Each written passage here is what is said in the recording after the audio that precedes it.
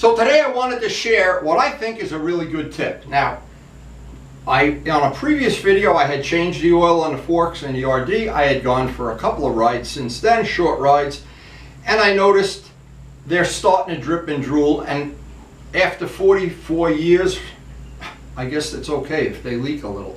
But I ordered the fork seals, but I want to ride the rest of the season out. I don't want to do this repair. It's a big labor-intensive thing to pull the forks all apart. Luciano, I'm sure, will help me. He did it once already. And so what I don't want to have happen is I don't want to tie up the summer and lose 1 or 2 days of working on forks when I have a temporary fix that'll help you get through the rest of the summer in our case. So just like everything we do in this shop, the first thing is to become a parking lot attendant and get the bike hopefully under the fan. So why would you even bother doing this if you know you're going to take the forks apart eventually? Well, because there's probably a lot of good riding left in this season, and I don't want to lose it. And number two, I don't want to have it dripping and drooling and then going back onto the motor and onto the worst thing, of course, if it drips down onto the brake rotor. This is just keep in mind, a temporary fix that'll help you get through until you can do a more permanent repair. On upside down forks like modern bikes have, not sure you even would want to do this. But on older bikes, classic bikes, 30 and 40-year-old bikes, they always have these rubber gaiters, or some of the British bikes have rubber boots.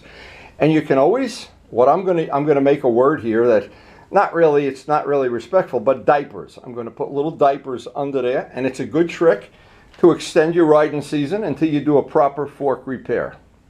Now keep in mind, before you ever pull forks apart, some forks, the more modern ones, require special tools. Older bikes, a little bit easier, but even so, I always like to have Luciano there. Luciano's done this so many times, it's very easy for him to do it, but we're going to do it in the winter. Step one is to pull a gaiter up, the boot, and you can look down in here now, and I'm going to show this is a little tool. You can buy this tool off the internet for about $2. It's a fork seal cleaning tool, or you can make your own from a plastic jug. Works just as good. It's the same exact thing. So what I want to do is go around there, get that down in the seal, and if there's any dirt, a little stones in there, a lot of times it's one, especially on upside down forks, one little stone will get in there and it'll start dripping. Now keep in mind, on this bike we've had it apart, so I know there's a seal that seals the oil, and then anything that passes by, there's a wiper. The wiper is there to keep this just lubricated ever so slightly. But you don't want so much oil coming out that it starts dripping back onto your motor, or even worse, down onto the brake rotor. So this is just, again, this is an old school way of a temporary fix. Or I've known guys, to be honest, I've known guys that did this before they sold a bike, so that the guy didn't know it leaked. But since I don't sell bikes, I don't need to know that. Okay, so the first thing we have, once it's clean, I want to get a clean piece of microfiber or terry cloth and make what amounts to be, and I'll use that disrespectful word, a fork diaper. So the first step I want to do is get it as clean as possible down there. It didn't seem like anything came out of the seal, but there'll always be some dirt that comes out here. I want to get that as clean as possibly can. Now in this case I have an old shop towel, and I'm just going to cut the terry cloth part of it, way oversized, way bigger than I need, because I have to figure out how long this strip has to be. So I'll make this plenty oversized, and then we'll go make a pattern for how long this actually has to be. Now what I'm trying to do is estimate the thickness of the booted area, so I know I don't want to make this any thicker than it has to be. I can double this up actually, and I'm right at the right thickness. But you could do it all in one strip. But here's what I want to try to do is get the folded edge down, and let's see if it's my lucky day. See, you never know if this is going to work the way you expect it to. Now in the past, what I've done, and believe me, I've had RDs, and this bike is going to be 44 years old. I've done a lot of temporary fixes that have got me through either the summer, the winter, or whatever. Now it looks like, and I just took a guesstimate on this, how this would be. I'm not sure. And I want to see, once I pull that down, am I going to be too big? It's going to bulge it out. I don't want. Okay, so it looks like that's That's close to what I should have. So I need to take this off. Take this off here. Now what I have tried, and it has been not as successful as I wanted to, I tried to put a zip tie around this.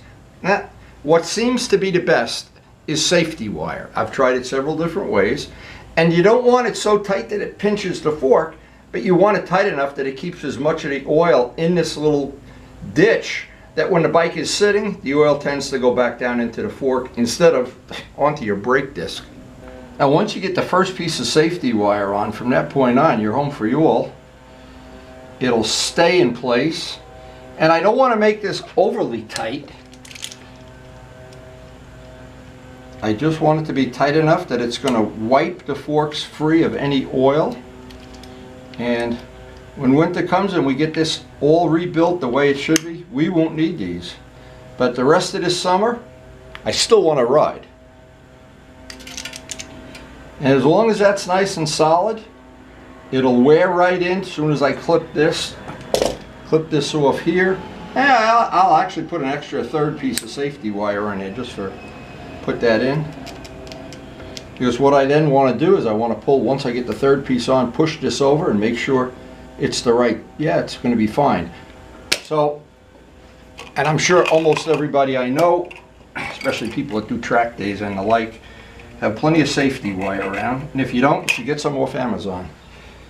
It's a very handy tool to have. Now, I thought at one time, I was thinking I'll be real cute, and what I would do is I'd put on one thing, go around like a spring, just go around and around and around, and what happens then, if one lets go, this is a better, I think I'm going to do 3 here. And again, just make them tight enough. They don't have to, we're not trying to keep a bolt from getting loose or anything. That's probably it. Push that down. And now if the boot goes over it very conveniently, we are pretty much home for you all.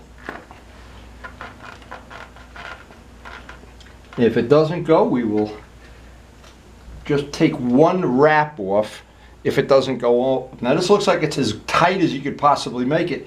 So what I'll do is I'll take this apart and take one wrap off. Okay, so what I did, I removed all the safety wire, and of course I know this is too long now, so this is just going to be an easy, I'm going to just do one wrap less, which is going to be here. And then go back in, whoops. But before I do anything, I'll measure this so I know when I do the second one, I'll know not to make it too long. I'll be actually using this for a pattern. Okay, now with the shorter piece on, we just need to re-safety wire this and then do our test. And once we know, see, what's going to be nice is once I know how this, exactly the shape and size and length should be, I'll make a little paper pattern of it and save it for the future for, well, if we ever have to do this again. And now it goes right on perfectly. Now basically all we're going to do is just repeat everything that we just did again on this side. Yeah, I'd say the total time for the job is less than an hour. That looked clean, and I want to get down in that trough clean too. This one looks cleaner than the other one. Okay, so now it's just a question of repeating the same thing we did. We have a pattern now, so we should be able to get this right on the first shot. But even if we don't, just going back and doing it over is not a big deal. Because what this is going to buy us is probably, it'll be 6 months before we actually get to work on this in the middle of the winter. And then the next job on this is going to be to pull the whole forks apart and see whatever else we're going to be doing up on the front end here. Check the wheel bearings and whatever, the brake pads. But that's going to allow us to ride the bike for the next 6 months. This is a good temporary fix. So what we've been able to do here is hopefully buy 6 months or more of dirt not getting in there, not getting anywhere it's going to do any damage. That worked out just about as good as I could have ever expected. Excellent. That worked out really good, and I'll just keep an eye on that. And if one of them is leaking more than the other one, or any leaks. See, it's another thing. If you have a terrible leak in a fork, what'll happen? You go to change the fork oil, and one will have 4 ounces, and one will have 3. and then everything gets screwed up. So to me, it's important to change the fork oil regularly because I don't want to have to replace those fork tubes. They're expensive, and I don't want to have to unnecessarily take this apart if I don't have to. So all in all, that's a good investment, a good temporary way to extend the life. And I'm sure once we get to, we'll do it all on video too. We'll do the whole rebuild on video. Well, it's definitely a simple little job. There's no high-tech stuff involved. And again, like a lot of jobs, if you don't like the way it works out, you can do it over again. Now, I've tried, just truth in advertising, I've tried doing that whole thing with zip ties. Not that good because there'd always be a bulge somewhere. I've also tried carefully doing it with black tape around it. The tape in time just went, look. The best way seems to be the safety wire, and I think everybody has safety wire in there. If you don't, you should just get some, that's all. Now, the last thing I want to do today before I put this into the slot for his next pitching rotation, I want to clean the whole bike up, detail it out, get it as nice as I can, because we have still a good chunk of summer riding weather, and then the best weather of all, the fall with the leaves changing colors. And even some of those rides where you get into the salty roads. So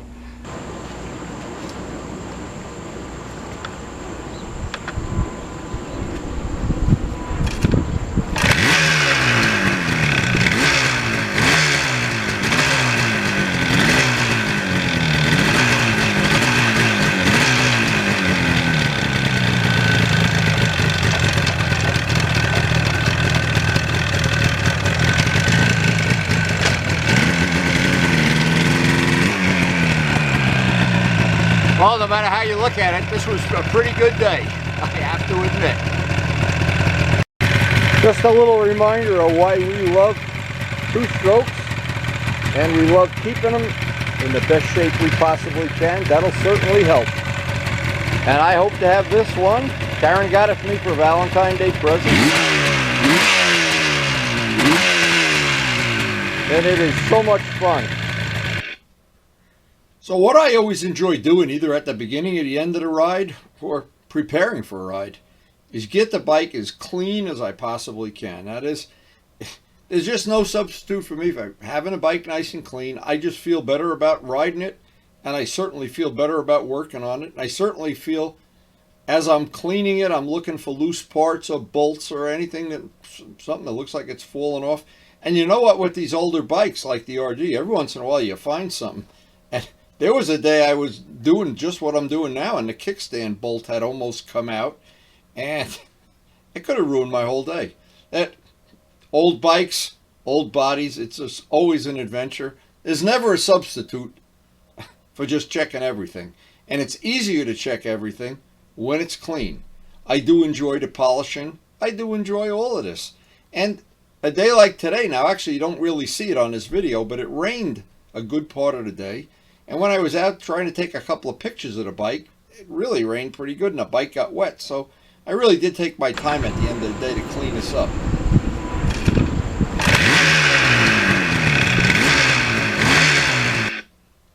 And those gods, they do see everywhere, from a famous poem. It's absolutely true. Now there's parts of this bike, a lot of people, if this is the first time you've ever been around a Windy video, this bike has a very long history, 7-8 years. I've got way over 10,000 miles I put on it. It's got 17,000 total. It's probably at some future time going to get other evil twin things.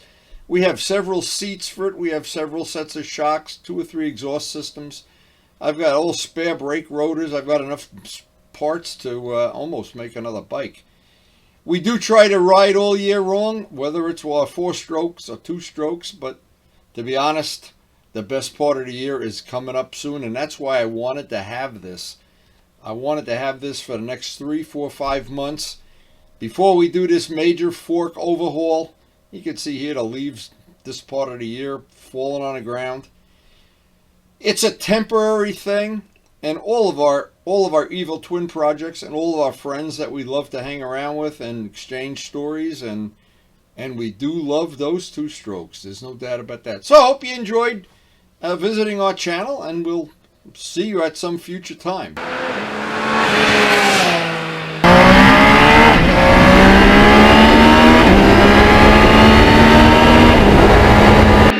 We post new video almost every day.